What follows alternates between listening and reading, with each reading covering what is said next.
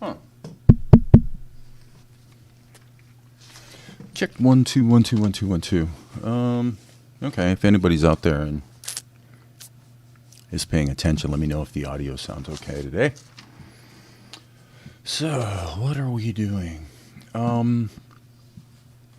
Okay, so we started this the other day, and this is related to an animation challenge, which, as I mentioned the other day, I don't normally do. But there's a few things I wanted to talk about. And, okay, so let's just say this. The characters that I'm thinking I would want in this animation, the dog that's in there is going to be gotten rid of. But, I mean, I may find a way to leave it in, but my thinking is it won't. Basically, when you've only got six seconds, you just don't have a lot of time to stuff lots of gags into the cartoon. So with that in mind, the concept's going to be pretty much a few technical challenges and then the animation challenges. So the technical challenge will be the mountains, panning and parallax in the background. The other challenge would have to do with the road. I was going to have this guy traveling on a road such that maybe I drew this on the other in Blender 2.93.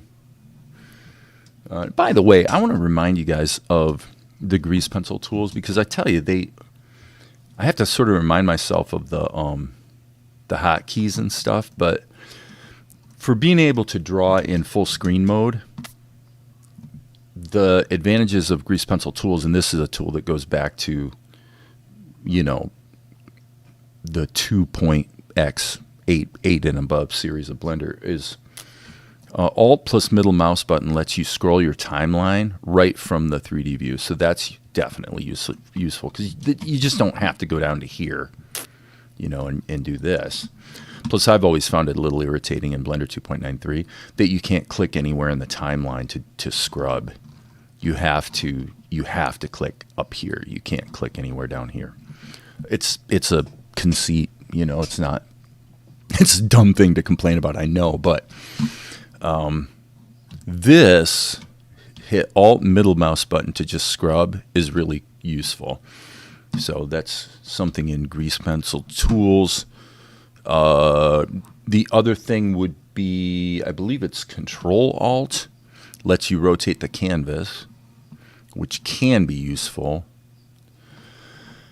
And what is the other one?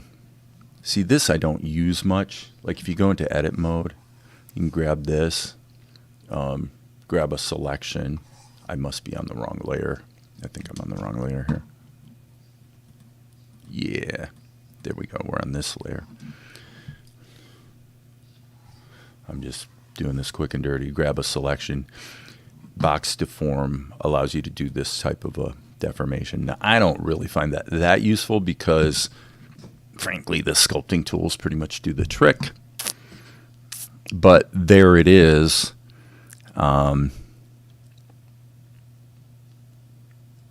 So yeah, I would say for me, the most useful thing from, in just normal workflow is probably just hitting Alt and using my middle mouse button to scroll around in the timeline. I definitely like that. Oh yeah, there's another one I forgot. I just learned about today, is that if you hit the Y key, it gives you instant access to your layers, which of course you can access them here too as well. But there's some other hotkeys to do things that are like to lock all the layers except the one that you're on. But I always have that set by default anyway. So anyway, I tell you, the biggest thing I learned this week, it was a week of a lot of fiddling with computers, just because I've had a couple crashes in the last month where computers that are really quite old have been due to be retired, and they sort of ushered that in by dying for me, making the choice easy. But anyway, the thing I found really interesting was I had a legacy machine that I just couldn't get to boot into any of the flavors of Windows that I had on the hard drive. And it's a machine that had worked perfectly for literally 20 years. Like a really stupidly long time. And then the day I had this one concept of something I wanted to do with that machine, all of a sudden the bootability failed. So anyway, long story short is I installed Linux Mint on it, which is what I run on all my laptops. And that worked. That was fine. All of a sudden the machine is now actually usable again. Here's the part that tripped me out, though. As I was doing my investigation, I discovered that if you just open a terminal and type sudo, which means you're the super user, that just means that you have the permission to do whatever you want with the whole system. So if you're already logged in as the super user, you don't need sudo. Sudo apt install, and then this was the biggie. This is crazy. Linux dash low latency. And by the way, on the terminal, they're not capital letters. They're all small case letters. But this blew my mind. In 5 minutes, I was able to take a laptop that is about 14 years old. I use it all the time for writing, okay, which doesn't require a lot of horsepower.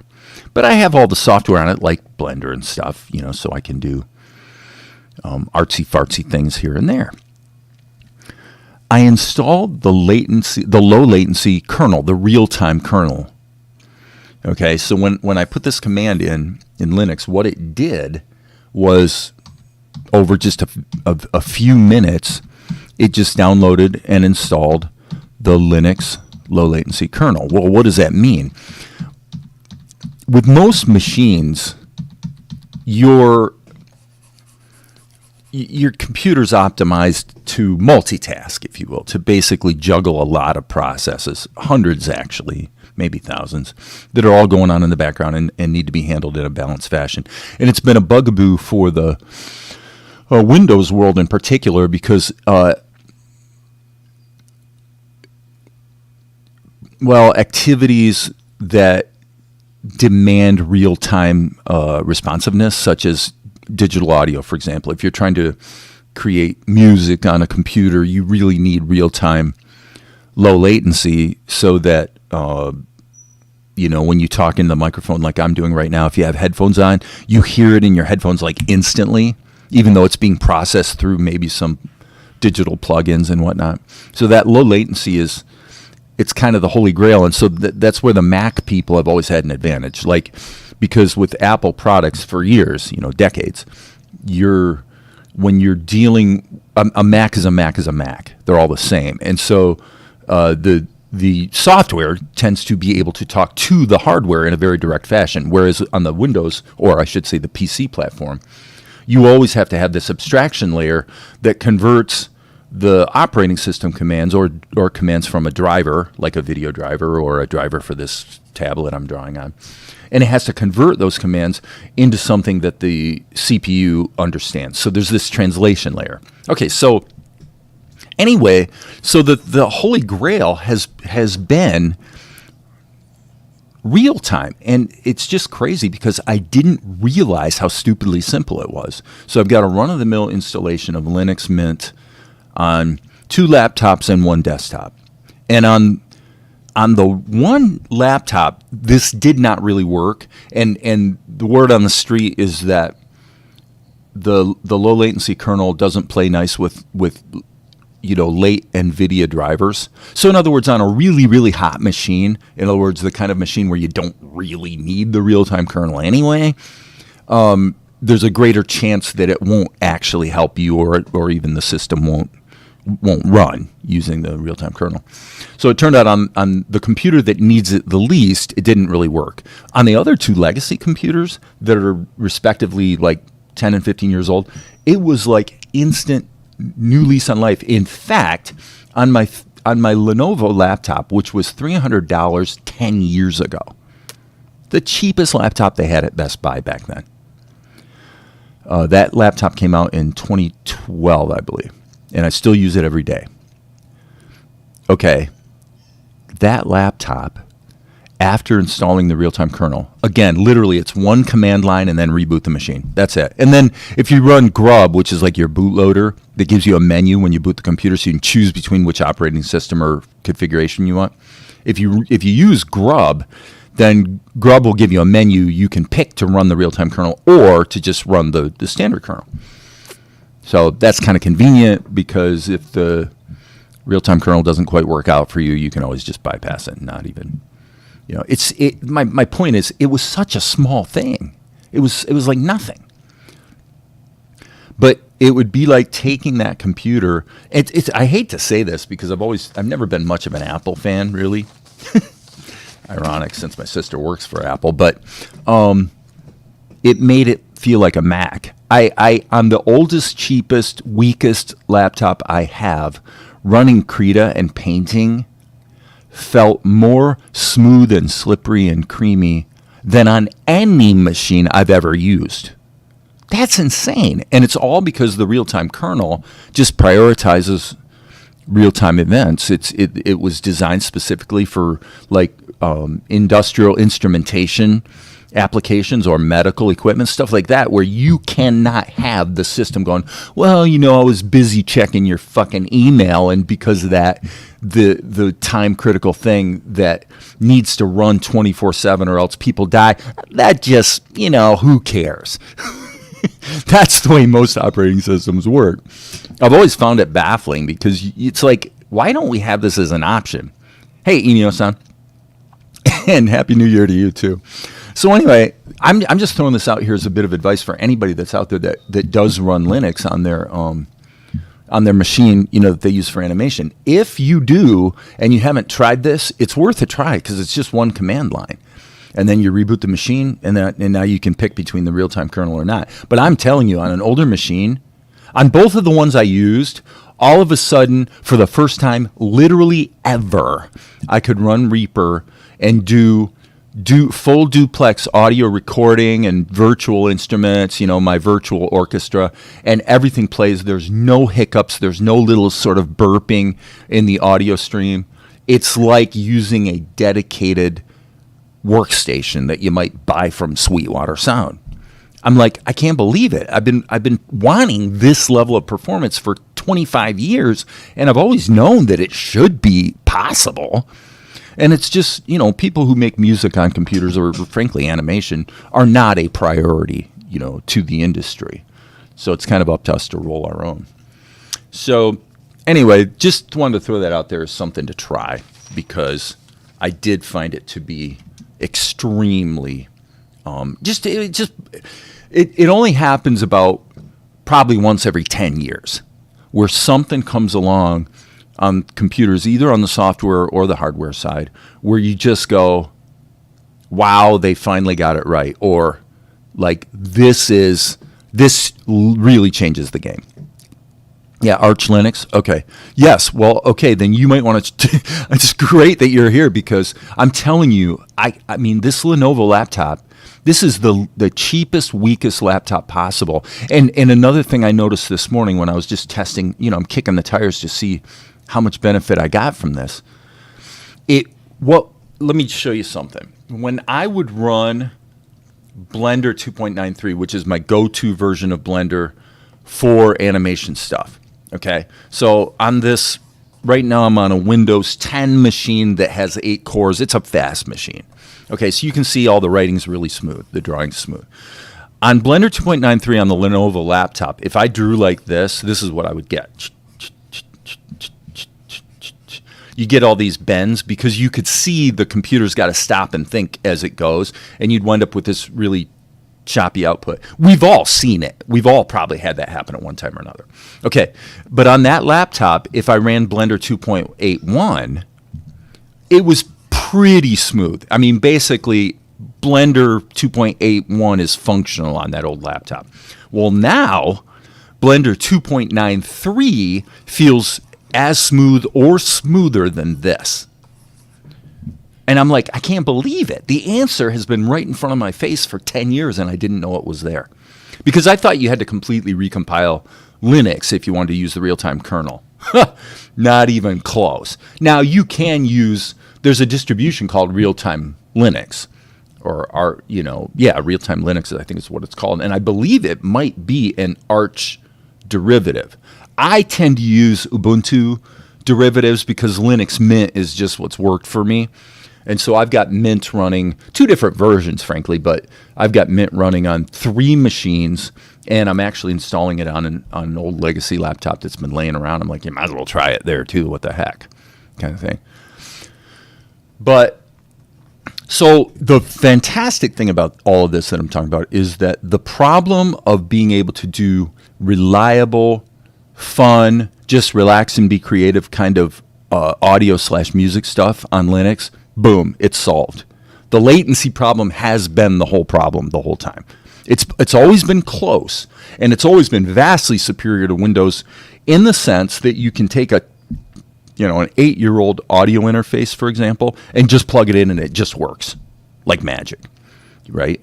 So as far as recognizing devices and it just always works, Linux has been superior to Windows for a long time. But the actual real-time performance, the question would be where are your drivers coming from. On Windows, if you've got a driver for Windows, typically it's like this tablet. You're going to get good performance, end of story.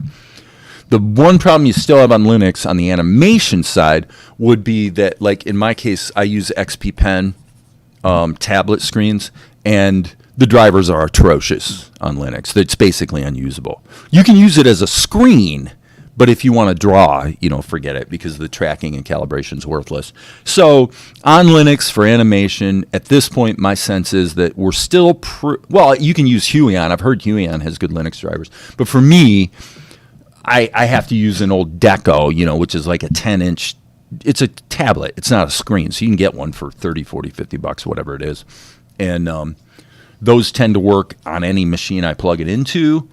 And so if you're okay with a standard conventional tablet as opposed to a screen, then I can recommend Linux with the you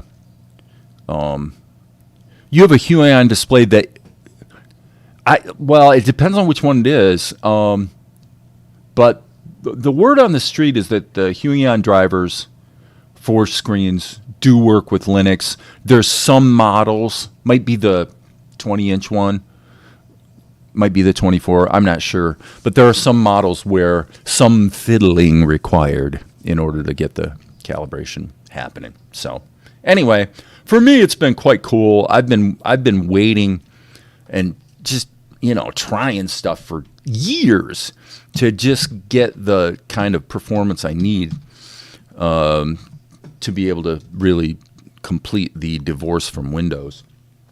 So anyway, these drawings here kind of echo what I have on paper. So right now I have let me just do this. Boop. Okay, so this is the sketch layer. I guess I used several layers. I should merge these. I think I'm going to merge them down. Boom. Boom. This is just for sketching and planning, so I'll turn the skins off. Whoops. Sorry.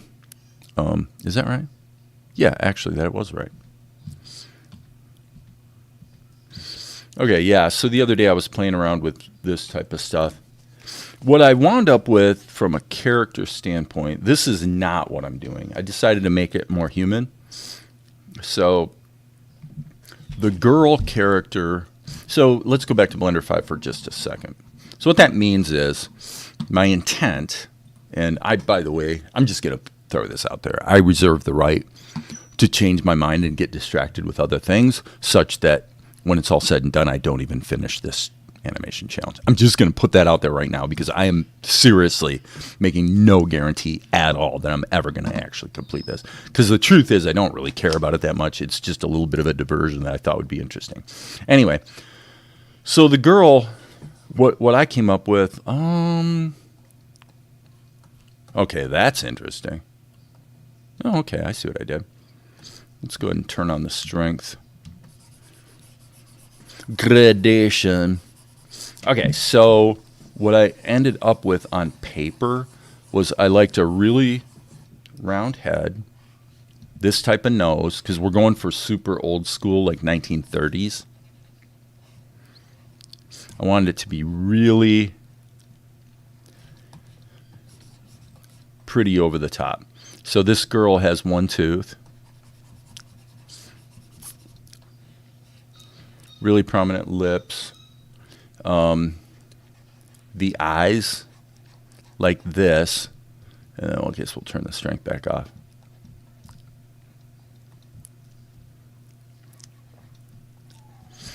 So this is what I'm thinking.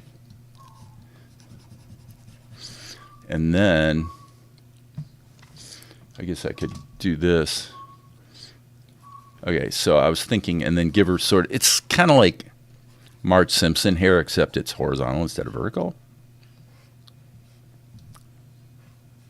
So I like this concept.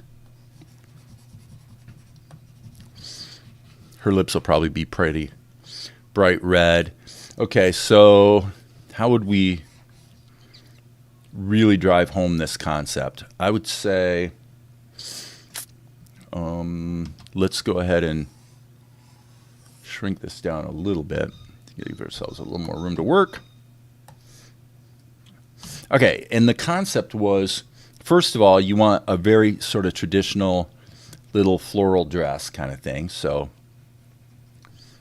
not sure I love that. So this is what I sort of had on paper. Okay, except this was covered with her hands. So her hands are going like this. Again, this is supposed to be really old school, really cheesy, 1930s, absolute rubber hose.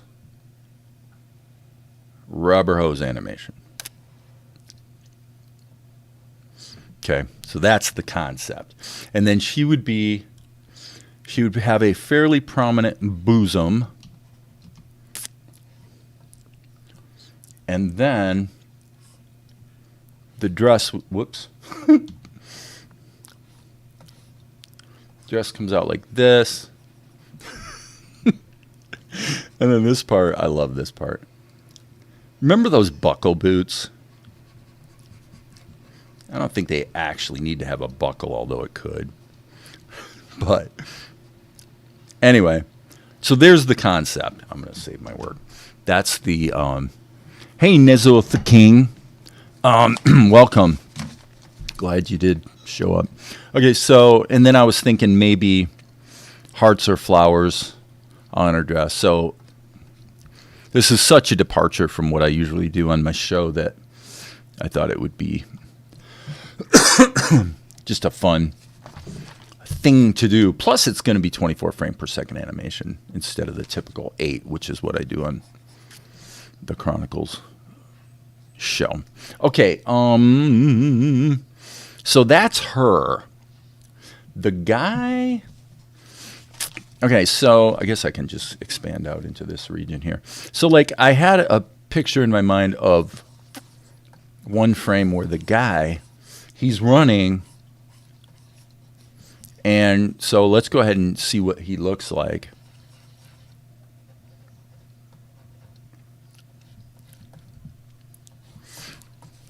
So the thought was that he's running, and we'll go back to Blender 5 for just a minute. So the concept would be that from the start, as he's running, the girl, that like where the dog is, it would be more like here. So that she shows up, and in this space of time, basically in about 2 seconds, she would have to notice him, convey that she's really excited for some reason. And then as she passes behind him, she would look back, disappear, and then over about this period of time, from here to the end, you would see her slowly gaining ground on him, trying to catch up with him. So she's chasing him. Okay? By the way, I forgot to mention, in addition to the parallax, the three background things that I'm envisioning doing here would be the mountains in parallax, the road, here's the angled ground. The road would go like this so that you would see the lines on the road animating through the whole thing just in a loop. And then the other element would be the trees. I don't know if I drew any on this frame. Let me just look through here and see if I never did. Okay. So, I'll just go back to this frame. So the idea on the trees is, again, pretty old school. It's kind of like this. Let's take that off. And let's just say you had, again, 1930s style design. Okay. And the trees would be kind of like this. It's debatable whether you give them arms or not. You could give them arms, you know, something of that nature. And then the idea is that the trees are dancing. So the trees would be like this tree. The way I'm seeing it is, let's just make a duplicate over here, and then we will grab this much of it and say, let's rotate this. How did I get out of edit mode? Okay, so go down like that. I'm just being loosey-goosey about this.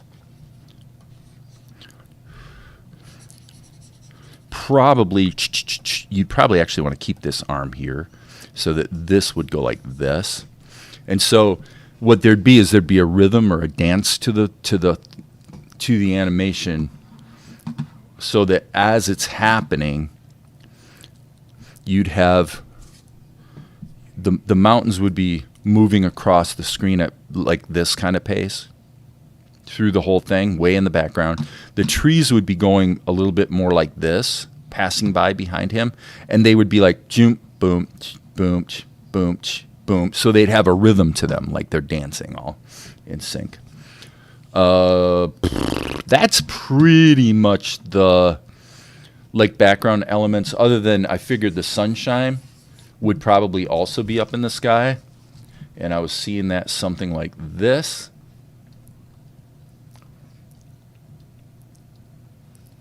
Kind of a throwback to Schoolhouse Rock, I guess, type of thing. Now, obviously, if I want to keep it all consistent, I'd make the sun have eyes like that, and probably the mouth would be open. And then what would happen is the sun would be going, ding, ding, ding, would actually be bouncing in the sky as well. So that's a bit silly, but that's pretty much what I had in mind. So let's go back to this guy. Oh, wait, I guess I did draw one of the trees there. So you get the idea. So this being like a dog face kind of thing, I've decided that's not the way to go. This is more my preference. And so now let's take this guy, move him down here so we can see him better. Whoopsie, not B. Need to use the right hotkey. And so in 1930s style animation, he might be something like this. Like you might see his tongue, and you might see his mouth, and then the beard would be flapping in the wind behind him. And you could do this 100 ways, but you could kind of do that, or more of a straight bald head kind of thing, maybe like that.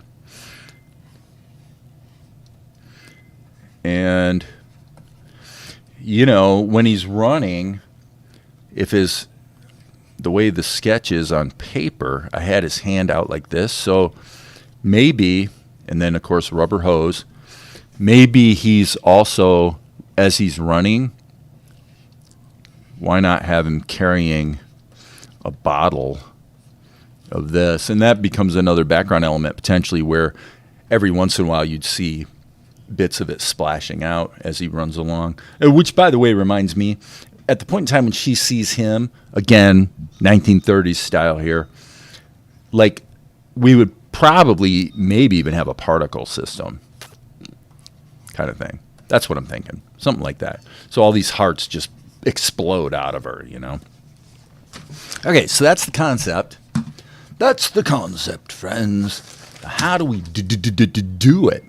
Well, when I started working today, I was a little disappointed to discover that this whole thing, that I had set it up in Blender 5, because I don't really know my way around Blender 5 well enough to want to dive into all the grease pencil work here. So that's okay. It becomes a planning thing. I think the reason I did it in Blender 5 was because I'm using Blender 5 for video editing, and I knew the video was going to play back real smooth in Blender 5. So that meant that the grease pencil elements basically need to be created in Blender 2.93 and then appended to the scene here. So how do we do that? Well, as far as the character designs go, I don't know that we need to. I tell you what we'll do. We'll take a chance here. I'm just going to grab these. There's probably 10 different ways to do this, but what I'm going to do is cut this to the clipboard. I'm sure this is not going to work, by the way. Create a new scene. Just start from scratch. Go into edit mode and hit Control V. Oh, it did work. Okay. Okay. Let's move that back to frame 0, actually. Put that over there. Then those will serve as a, as a nice reference. Okay. Keep hitting the wrong keys here. All right, tab. I want to grab,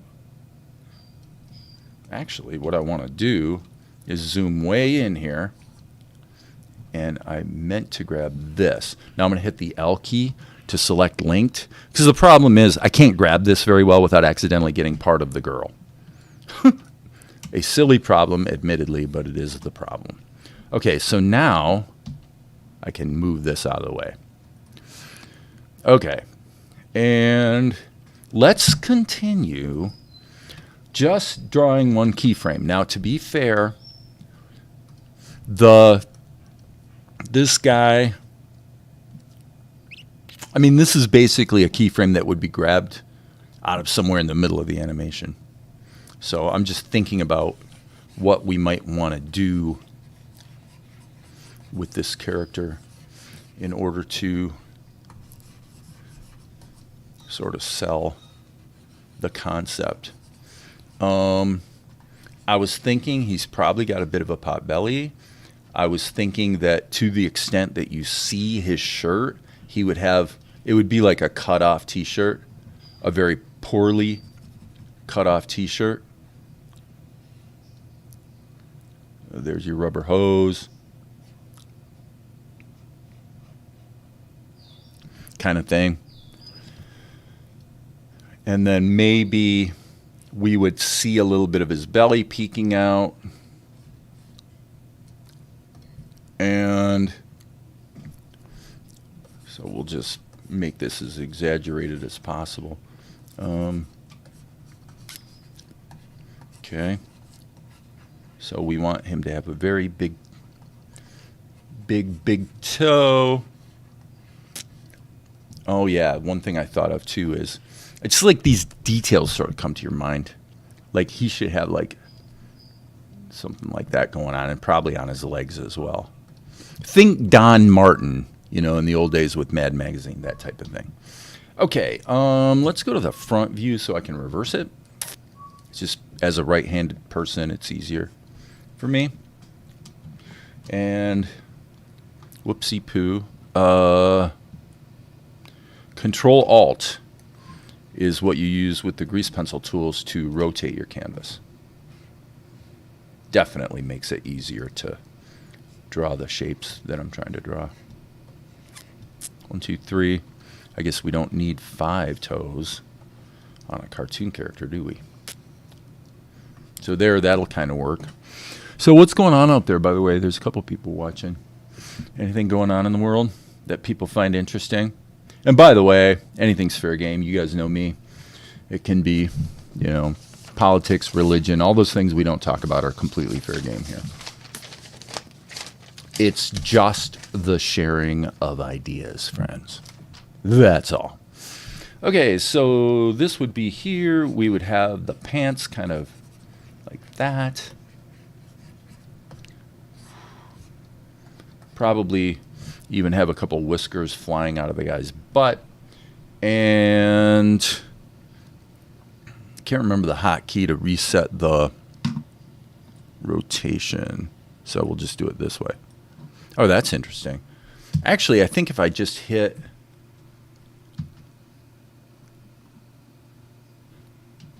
I think just hitting 1 restores the... Let me see. If I hit Control-Alt and rotate the canvas, and then I just hit the 0 key, yeah, to go back to the camera view, it does reset the rotation. So there you go. So this would be like, hey, Darren, here from the beginning, going to start the process for this challenge tomorrow. I'm not doing much tonight. Yeah, I you know, I hate to be this way, but that's why I said there towards the beginning that I don't guarantee I'm ever actually going to do this, because it is actually a lot of work. And, you know, the last 3 days with all the computer stuff I discussed, which has been a great step in the right direction, you know, I haven't got anything done in this. So I reserve the right to flake out. I have more important fish to fry, but for now, there's no reason to. It's still an interesting challenge, and so at least right now, my plan is to see it through. Okay, so yeah, that's okay. This is pretty awful, though. I'm going to actually erase that.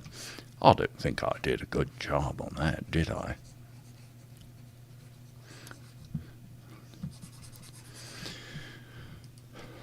Okay.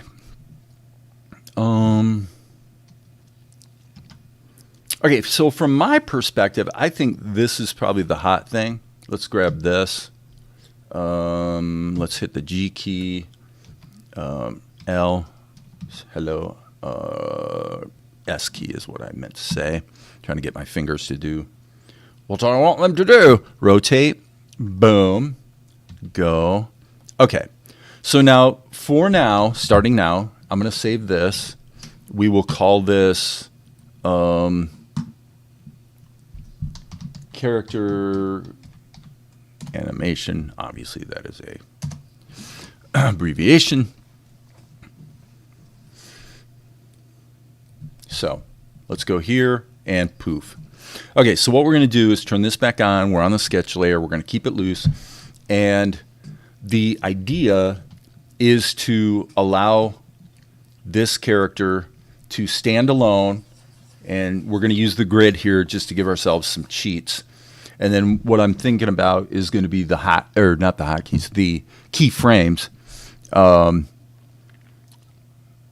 You know, what is she going to do? She's going to look up, notice the guy, get real excited, slap her hands together, hearts extrude out of her chest. And so what I'm thinking about right now then is, what is she doing before she notices him? So I'm going to leave it to you guys out there to pitch me on some ideas. Oh, by the way, I was thinking she should have freckles. I know this is a terrible thing to say, but I have never particularly found freckles attractive in the sense of the red hair and freckles kind of thing, which is ironic because when I was married, my wife had red hair and freckles. Maybe that's why the marriage didn't last.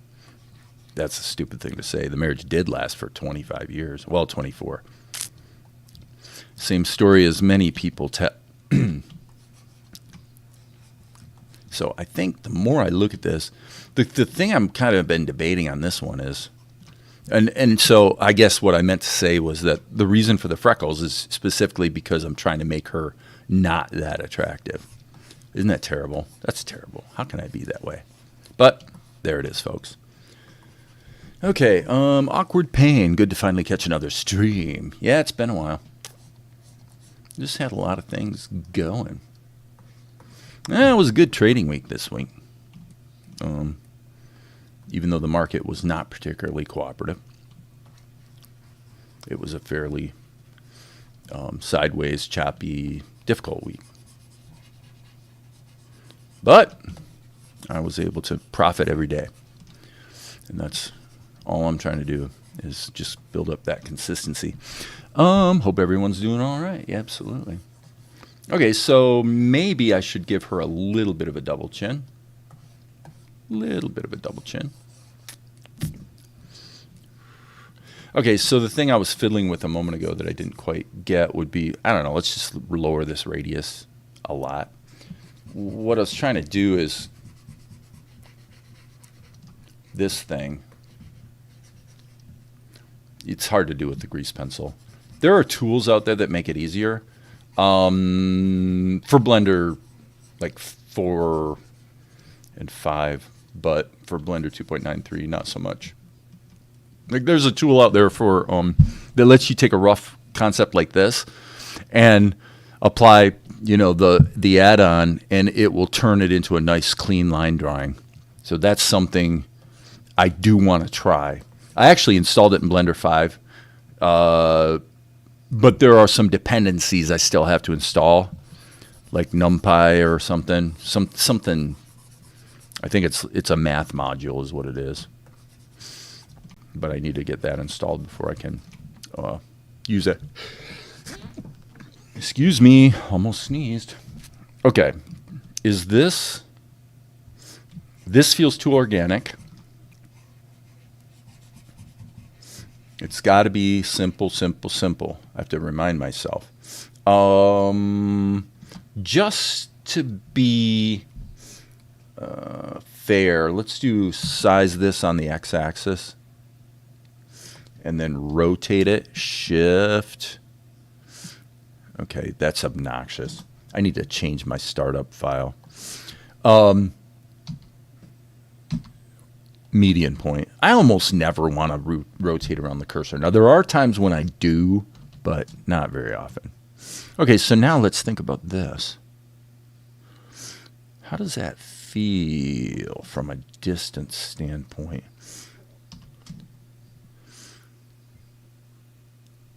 I kind of like that.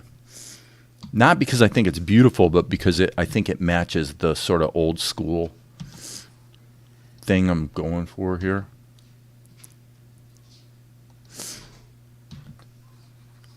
Okay. I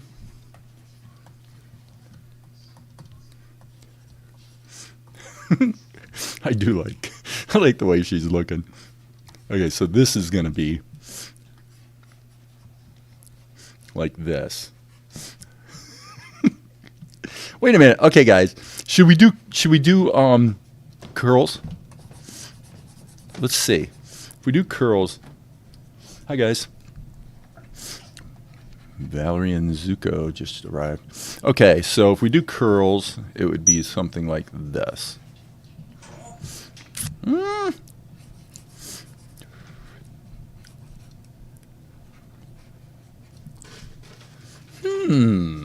I'm not sure. I'm going to put this over here. Hit the D key, erase this, and then put the other back on. I think I already know what my decision's going to be. But okay, guys, what do you think? Some variation of this with pigtails or not? What do you guys think? To me, I'll wait and see if anybody in the comments has an opinion, but to me it's a pretty straight decision. Pretty straightforward. I'm pretty clear that I know which one I prefer. Okay, nobody's weighing in, so there's your answer. It was neat to look at and try, but I don't like it. This I like. Okay, so every element of this character, you know what I'm going to do? I'm going to call this sketch. Okay, so from an organizational standpoint, you guys can think of it this way. First thing I'm going to do is I'm going to add a new GP layer. And what I'm going to do is I'm going to change the name to a bunch of equal signs. And the reason I'm going to do that is I'm actually just using it as a divider. And this should actually come down here. And this should be called head. So what I'm doing is organizationally, I'm just going to go ahead and break her into pieces right now, because my assumption is I'm going to use other materials to ink over top of them. So I may actually ink on the same layer because it's not particularly difficult to delete the pencil sketch, as it were, after inking.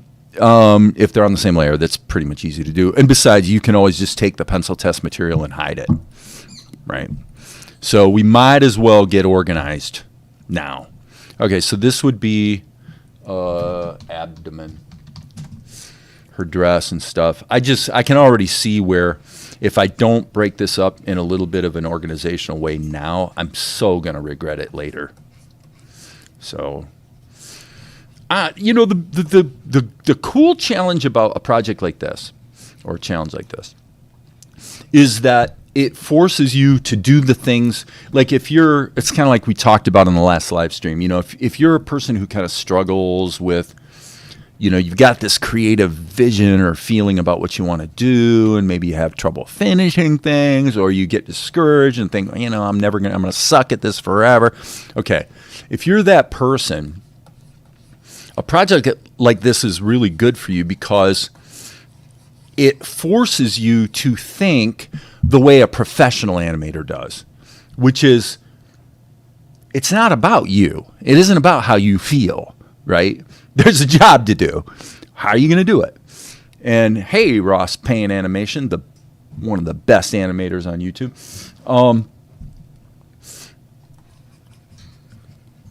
So the discipline's probably a bad word because that implies effort of will. A better word would be structure. Giving the project structure. So there's a definite sequence of things that have to be done. Now, by the way, I do think that probably we want this to be more like this.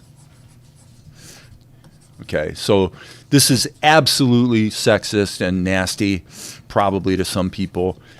It isn't.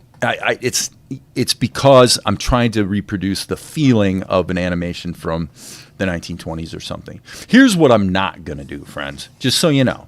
I'm not going to do a character like this. That would be getting into tacky mode. And Amar would probably get mad at me. Kenny Benga. Hey one. What does hey one mean? Hey, I could understand. Hey one, I don't understand. Okay, so what do we want to do? Let's say we're going to give her little bosom. And I'm not going to even concern myself with the rubber hose arms yet. I'm just going to get this feeling, not looking. It's a sketch. It's scribbly. Come on. Get it feeling like I'm feeling in my mind. So this is going to be a dress with some nice little floral decorations on it kind of thing. There it is. And this doesn't quite feel right. It feels like these should be closer together maybe. Okay.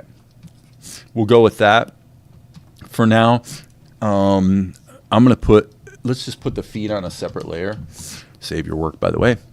Okay, so now this has got to be as corny as possible. So these should come down in such a way that there's no way they could actually be attached to a real leg. It has to be ridiculous. Okay, and the reason I'm doing it in front view is so that I've got the graph in the background, and that really does help. Okay, so now if you want a quick shortcut here on how you want to do this, you hit the tab key, grab this guy, hit Shift D to duplicate it, and then watch this. scale on the x-axis -1. So SX -1 just flips it. So for those of you who've spent hours and hours struggling with the mirror modifier just to accomplish what I just did right there, now you know better. Okay, so feet, and then this would be arms. Debatable whether the arms and the hands should be separate objects. Because you got to remember, here's the thing. Like, I'll give you an example of what I'm talking about. If I take this whole character, okay, unfortunately what I need to do is to unlock all. Okay, so as an example of things that are going through my mind right now is, like when she first sees him, could you see her going like this? Like that. Like her whole body goes like this, like her feet go click, click, click, click, click, click, click, click, click. That kind of stuff. I mean, and it could be just her feet, actually. It could be just her feet in the lower part of her body. Let's try that. Let's just try that real quick. Whoops. Edit mode. Let's just grab just this stuff. So you're saying what would be silly about it is that this would all remain fairly stationary while the bottom part of her dances, right? Oh. And then the question is, well, what happens in the meantime while the lower part of her is dancing? Well, what would happen is her hands would come into the pose I'm about to draw, and you'd see the particle system of the hearts happening. So here's the arms layer, and we do want to turn auto lock inactive air layers. I almost always have that on, by the way, just so you know. All right, so I'm going to go to full view here so I can see what I'm doing. Okay, so I'm going to put the hands in here for now. Right here. Okay, so what we want is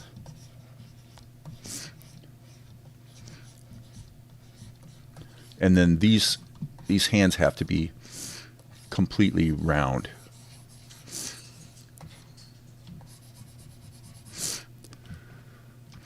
Okay.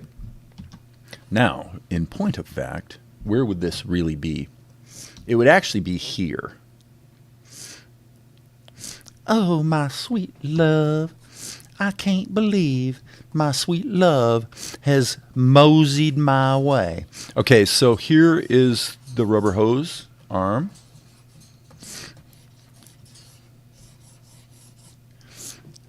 Okay, and now you got to think like one of these old school animators. They're going to go, this arm's going to be like that, actually, probably. It's going to swing way out here so that you can see it clearly in silhouette, right? Which means the way I drew this is kind of wrong. Okay, and that's not big enough either. So let's just take this and let's just go out like this. This is obviously not working at all. Let's go DE, go into sculpt mode. Based on the selection, hit the F key to make it a little bigger. Now I can find the pose I'm looking for. That doesn't really feel right. That's close. That's close. Okay. So, and then we would have, we'll just call this the effects layer. Yeah, so in the effects layer, we would have draw. Okay, everything seems to be locking up. Let's save our work. Okay.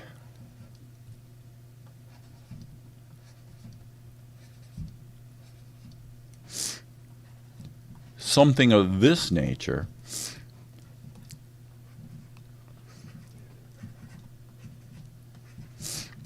Okay.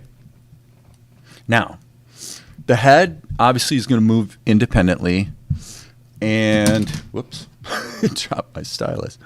Okay, so what I'm going to do is let's go into, is this additive? Okay, additive drawing. That means that when I start drawing, it's not going to erase the whole canvas and give me a blank keyframe. I don't want that.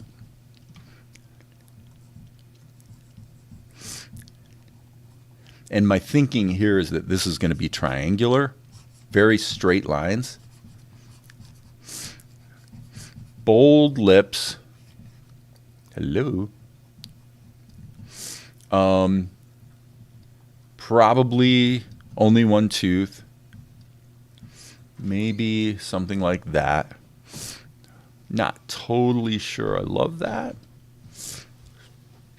But what am I working on? Oh, sorry for the low or late response. So I'm taking a little break from my show, and Darren T, who is here in the chat, posted this on Discord, I think last week. So it's an animation challenge. You can look at Darren's Discord. He's there in the chat. You can look at his Discord to get the details. But he posted, I think he posted a video about it or announcement or something, where it's basically a 5 to 6 second animation of a run cycle where the challenge is to just do something creative with it. So the video you see right here in the background is the sample animation that the guys that issued the challenge provided. And so, again, you can kind of look into it and see if there's anything you want to do with that. But as I mentioned the other day, I don't normally do these kinds of things because I got my own stuff I'm working on. But it just seemed like it'd be a cool, fun thing to try, maybe. So, arms.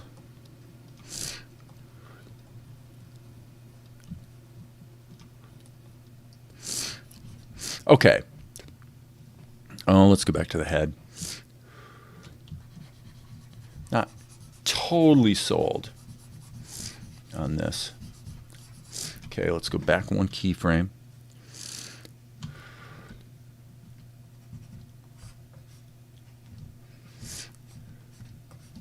Let's just hum along here. I don't need onion skins because I can just draw over what I did before.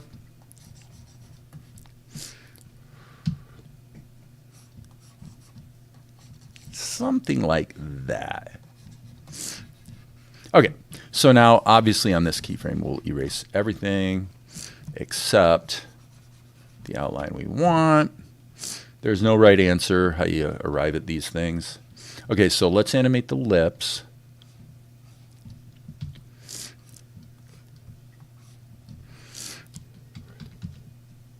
Okay.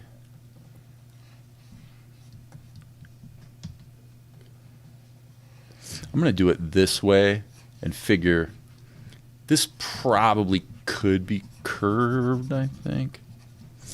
Let's just scribble those in. That's a little large. Hello. Trying to get my eraser to go.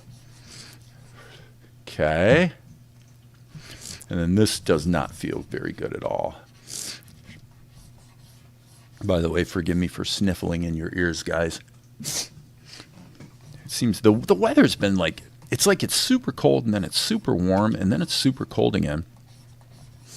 And the result is I think that the spores are starting to fly.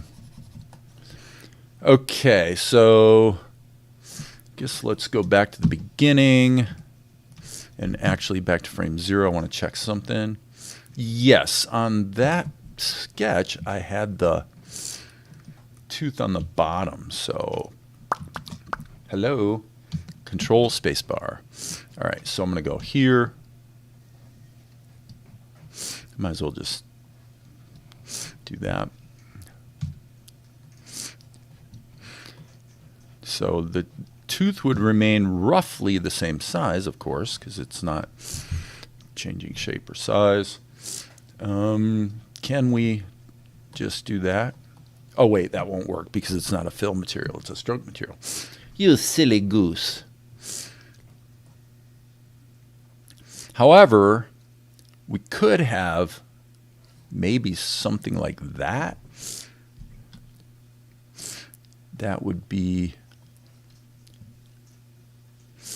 the colors would have to sell it because obviously that's the tongue. in there, I would say this might as well just be dark. Right. So that's only going to be on the screen for one frame anyway, so it's not optimal. Once we get to here, it looks more sensible. But we could always play around with putting the tooth on the top too. All right, let's go back to the camera view. And for now, we'll just like bring this down to like 12. Okay, so something of that nature. Just ignore all this stuff with the arm. Okay, yeah, so I think I'm going to pause here because I'm ready to take a little break. But I will say that what this will come down to, this is where working out your animation concepts on paper is quite helpful. I've done that from the standpoint of the character designs and stuff. I haven't done it from the standpoint of mapping the animation. So what you have here is something that's fairly lame. Why? Well, because what you have to think about, and this is what the old school animators did on paper, is you've got to think about, okay, everything that's going to happen is either comprised of or contained inside of other things that are also moving. And that is the art of the animator. It has a little bit to do with drawing. I'm going to make a controversial statement. It has actually very little, though, to do with drawing, because the truth is you can copy a good drawing, or you can work on a single pose for as long as you have to finally get it to look good. You know, the drawing, it's not a talent thing. It's find the character. How long does that take? The more skill you have, the quicker it is, the better you can have a picture in your head. But the actual skill and craft of the animator, in my opinion, is not that. The crafty animator could take a drawing or a concept by someone else and still make it look good from an animation standpoint. Well, why is that? Because what the animator's thinking about is they're thinking about the fact that the mouth, let's just go back to this frame. So, okay.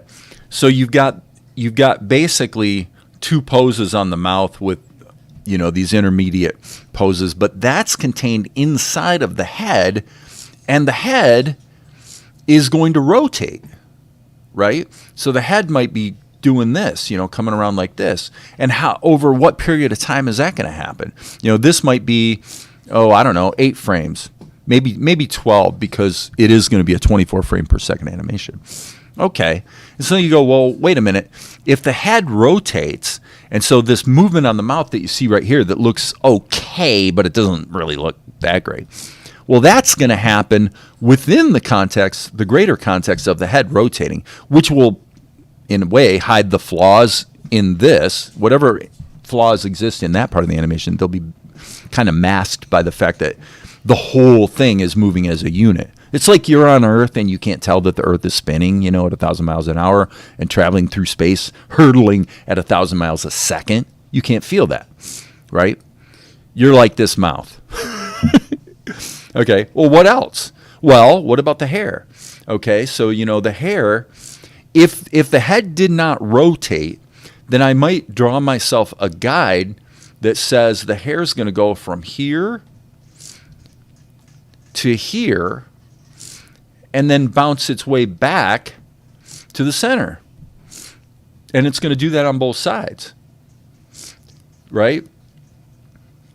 So you've got this head that's rotating, that's causing these physical effects on the hair, within which the mouth opens, the eyes blink, on and on it goes. And this is what you have to keep track of. If you can get this written down in such a way that it's clear enough that you can articulate your intent to someone else, you've arrived. That's when you've arrived, because now you actually are, you're not having to approach the software to figure out if what you think you have in your mind is going to work at all. And this is one of my goals in the animation space. One of my goals would be that over time, I want to have sufficient skill and craft such that I don't even approach Blender or Krita or whatever tool I'm using. I don't even approach the tool until I'm absolutely certain what I'm going to have when I'm finished. Now, that's a lofty goal. Most people cannot do that. You have to sit and draw, and it's like I did with the pigtails. You have to kind of look at it and see what's working and what's not. But generally, I would say, in my experience after, creating a whole show and everything like I have, I would say that the more you work out on paper conceptually and make your decisions, especially not just in the drawings and the characters and the expressions and the poses, but also in the timing, where you kind of come up with some sort of methodology. And you can read Richard Williams' Animator Survival Kit if you want to know how, or Disney Animation, The Illusion of Life, of course, is a great venerable tome that explains how the Disney guys did it. The more you have it mapped out where you can look at a single page of paper and go, I know exactly what I'm going to have when I'm finished, that's when it becomes very cool. And then the execution is just about doing what you had in mind, and the actual time spent with the tool is relatively smaller. So I'm doing it here, obviously, because I'm live streaming, but it would be better to map all of this out on paper, not in Blender. That's the truth. The more I do this, the more I feel that is the case. It's better to really figure out, and it's not just with animation. It's true with music. It's true. You think about it this way: if you wrote a piece of music and on the paper you could maybe write notes, or you could do what I do is like I'll write something that looks like this, and then I'll just put the letter names under it. A, B, C, D. That's not what it would be, but okay. There's a dotted note, or you know what I mean. And you might have some lyrics down here. You might have a chord symbol up here circled, such that I can look at that paper and I know the song. I can hear the song in my head because I can tell the notation is specific enough that I know what that's going to be. I might have to go bang out the chords on the piano to refresh my mind of how I hear it, what it sounds like. But the basic concept is sufficiently complete that if someone else could read my chicken scratch, there would actually be no really great compelling reason to produce the music. Think about it. You don't need to produce the music until you need to. Why? Well, because if you look at the paper, you know what it is, and you know that it's going to work because you've done so much of it. You have the craft and the skill that you know for a fact this is going to work. That's what experienced craftsmen do. I think as fledgling animators, that's kind of our goal here. Do enough of it that it becomes kind of boring. Then you're beginning to arrive. Now you're at the place where you're maybe ready to make your mark in that space. I don't know. Maybe I'm talking out my behind. I'm just, throwing it out there. But anyway, so I like this girl. I think this is the concept. This is pretty much what I wanted to do. What's missing seems to be the freckles. Let's pull out here and boom, boom. We've got them here. Let's turn the... Okay.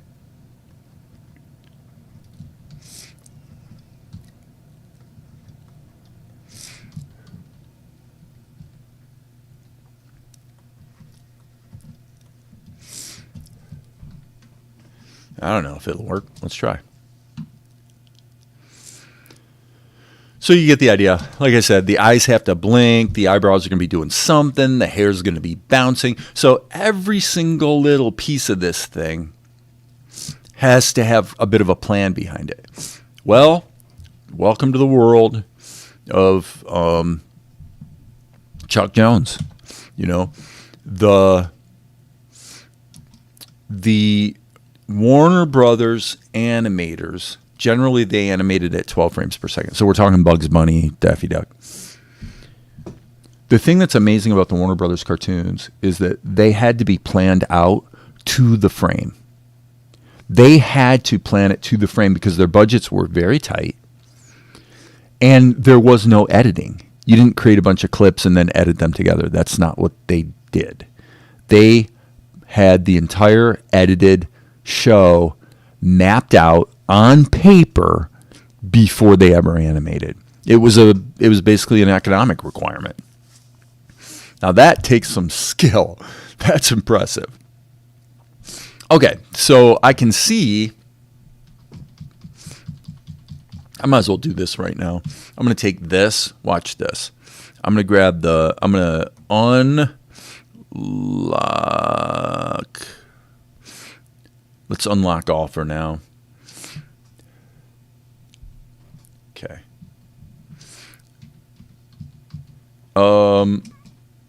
I think we're traveling at 8 frames per second. Okay. So I'm just going to do this. I'm going to do this every 2. So there's 1, 2, 3. Tab.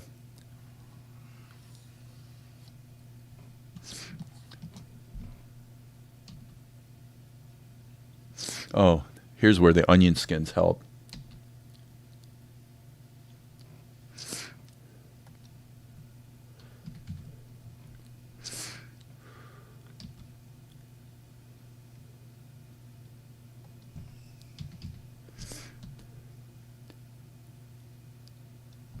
All right. Who knows if it'll work? Let's try.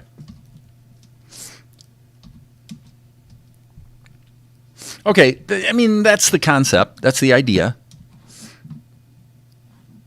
All right. So we'll just tighten this in a bit. This probably needs to start on frame 3 or something. Let's see.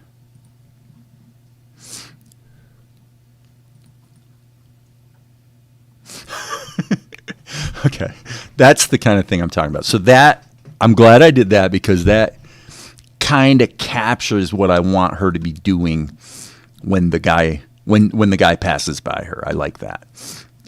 It's so dumb that it's funny.